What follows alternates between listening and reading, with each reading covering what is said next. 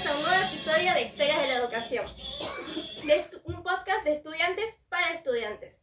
Hoy vamos a meternos en un tema que nos estuvieron pidiendo y que es cómo fueron los jardines en el gobierno de Néstor Kirchner. Y hoy para eso me acompañan Samantha, Ana, Janet y Ani. Para nosotras y para ustedes es consciente de por qué es importante, lo conocemos. Pero para entender cómo llegamos a eso, tenemos que arrancar desde mucho antes del 2003 y ustedes nos van a acompañar a todas juntas a saber cómo fue. Para comenzar este recorrido nos vamos para el año 1976. Nuestro país atraviesa una dictadura militar encabezada por Videla. Durante este periodo no solamente se persiguieron a docentes y alumnos, sino que también a diferentes actores de la comunidad educativa. También comenzaron importantes cambios en la organización del sistema educativo. Comenzó como un proceso de descentralización, donde el Estado Nacional fue reduciendo su participación. Se instaló la idea de que el Estado debía tener una menor injerencia en lo que es la educación, favoreciendo que otras instituciones y sobre todo el sector privado asumiera un mayor protagonismo. En el caso del nivel inicial, si bien ya era considerado el primer nivel del sistema educativo, las políticas educativas que se implementaron en este momento no ayudaron al fortalecimiento y crecimiento de este nivel. Generó muchas dificultades para crear nuevos jardines, mantener los espacios educativos y garantizar los recursos necesarios para su funcionamiento. Además, durante este periodo muchos jardines maternales que fueron los más golpeados, digamos, fueron cerrados porque dependían tanto de sindicatos, universidades, organizaciones. Si bien este espacio cumplía un rol muy importante, sobre todo para las familias trabajadoras, su cierre significó una reducción de las posibilidades de acceso a la educación y el cuidado en la primera infancia. También a esto se sumó un fuerte control sobre censuraron libros, censuraron cuentos. De eso me estaban hablando acá. Me preguntan qué es lo que pasa con respecto a esto, qué es lo que cambia. Porque en ese tiempo me están nombrando muchos autores como Elsa Bornemann, Laura de Batach. Claro, se censuraron muchos cuentos porque se implementaba una sola ideología. No se podía como salirte de lo que tu pensamiento, no podía salirse de la ideología que implementaba el Estado. Claro. Bueno, no sé si alguna conoce algún cuento o autor o artista que se haya censurado en ese momento. Sí, por eso acá me mencionaban autores como Elsa Bornemann con cuentos como Un elefante que ocupa mucho espacio, Rodolfo Bosch, que es un escritor y periodista, autor de Operación Masacre, Julio Cortázar, censurado por las novelas, Paco Urondo, poeta y cuentista asesinado por la dictadura. Así tenemos muchos oyentes que nos están hablando acá de lo que pasó en la censura fue muy fuerte año. en este momento. Para continuar con lo que dijo mi compañera, vamos al año 1983, en donde surge un regreso de la democracia con la presidencia de Raúl Alfonsín. Allí, en esta presidencia,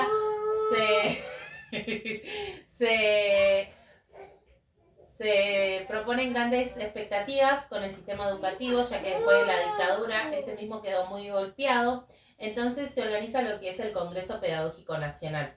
¿Y qué pasó ahí con ese congreso? En este congreso se debate lo que necesitaba el país de este sistema educativo.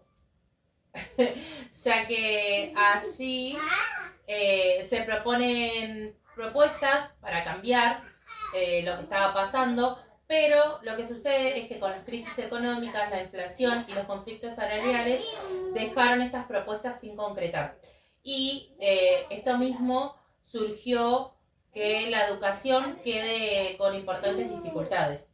A pesar de estas dificultades, hubo muchos cambios,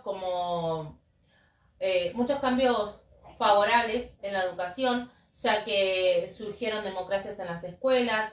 ¿Y qué quiere decir esto? Que hubo más participación y diálogo y respeto en estas mismas.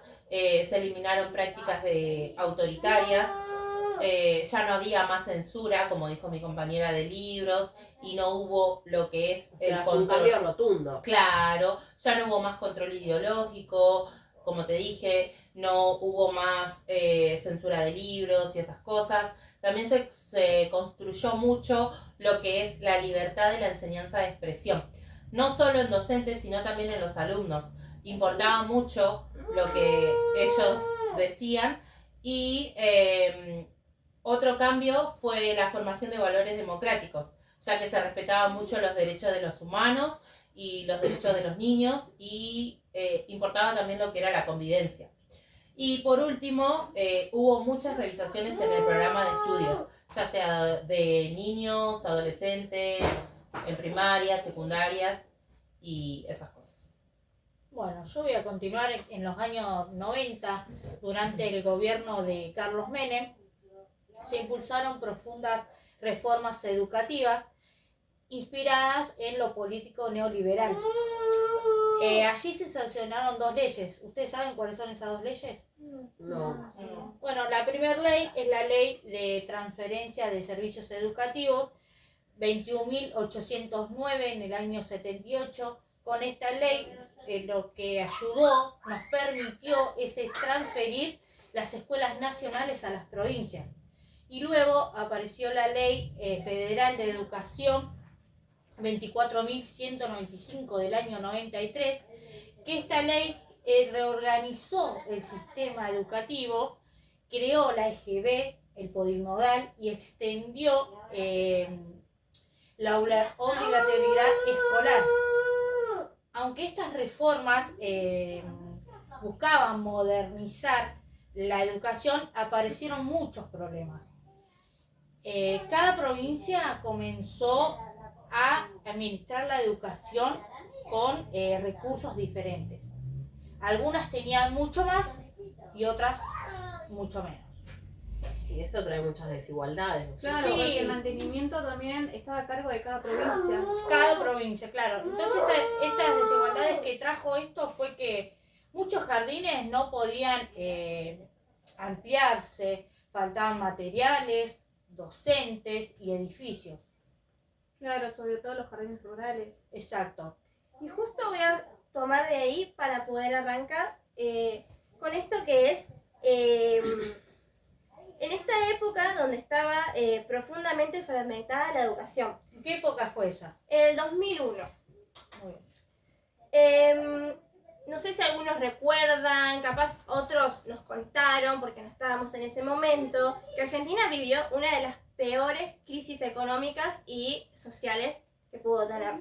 En las calles, el Acá clima... nos mencionan un poco lo del tema de los carritos, los... Claro, había muchos saqueos y eso llevó a las escuelas a tener un lugar que en realidad no deberían haber ocupado en ese momento.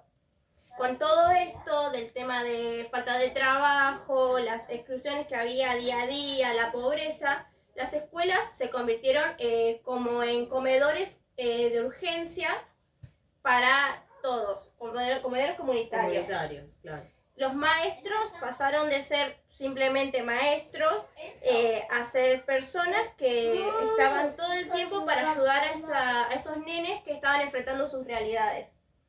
Y bueno, de esto también dependía mucho de dónde nacías, como decía mi compañera. Había provincias que te podían asegurar que tu escuela no iba a ser un comedor, ibas a poder educarte bien, y otras en las que directamente no habrían, no tenías o era usada para otra cosa. Claro. Bueno, y si avanzamos un poquito más en todo esto, llegamos al año 2003, que es en mayo, donde asume la presidencia Néstor Kirchner.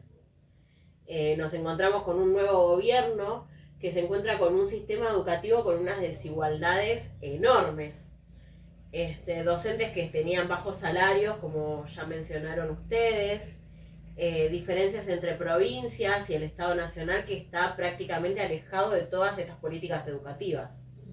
Por eso se decide volver a colocar a la educación como una política de Estado. la idea era que la nación recuperara un poco el rol activo y acompañara a las provincias para garantizar que la educación sea un derecho. En este tiempo, ¿qué pasa con los jardines? Uno de los niveles que fue más fortalecido fue el nivel inicial. En el 2005, por ejemplo, tenemos la ley de financiamiento educativo. Que es la número 26.075. Así es. Es una ley que aumenta la inversión destinada a la educación y fija objetivos, pero muy claros. ¿Y esos objetivos cuáles serán? Por ejemplo, garantizar que todos los niños de 5 años asistan al jardín, incorporar cada vez más a los niños de 3 y 4 años, especialmente a aquellos que pertenecían a sectores que estaban mucho más vulnerables. Claro. Gracias a esta inversión comienzan a construirse nuevos jardines, es decir, empiezan a construirse más jardines, que lo contrario a lo que estaba contando Ani recién. Se amplían las salas, por eso hablamos de un cambio importante. Se mejora muchísimo la infraestructura escolar y se compran materiales didácticos. Y se implementan los tan conocidos NAP, los núcleos de aprendizaje prioritarios, que establecen los contenidos básicos que deben enseñarse en todos los jardines. Y en el 2006 se sanciona algo que para nosotros es fundamental, la Ley de Educación Nacional, que reemplaza a la Ley Federal de Educación. Y esta norma se vuelve a reconocer al nivel inicial como primer nivel del sistema educativo y reafirma que el Estado Nacional junto con las provincias debe garantizar el derecho a una educación pública, gratuita, inclusiva y sobre todo de calidad. Por eso Néstor Kirchner decía, ¿no?, que no importa si sos de Capital Federal, si sos de Jujuy, Entre Ríos, Tierra del Fuego, todos los niños tienen derecho a la educación y al nivel, ¿no? Hoy contamos con una sala maternal de 45 días, 2 años, contamos con la sala de 3 a 5 años obligatorio, ¿no? Hoy cambió mucho porque Néstor luchaba por los chicos, luchaba por la educación y hoy tenemos que seguir luchando, ¿no?, por nuestros derechos como docentes, como estudiantes, como alumnos, como padres, ¿no? Claro, fue un cambio muy grande de lo que nosotros contamos a lo que nos pudo traer para darnos cuenta lo amplio que fue el cambio en tan poco tiempo. Claro, la ley de educación nacional 26.206 fue el paso que tenía que dar Néstor Kirchner para que el nivel sea reconocido también. Claro, y Como también eso con la era. llegada de la ley 1420, hoy es gratuita, laica, obligatoria. Eso es la lucha que hoy tenemos que tener como docente, como estudiante, como padre, como hermano, y seguir luchando por lo que él luchó, ¿no? Claro.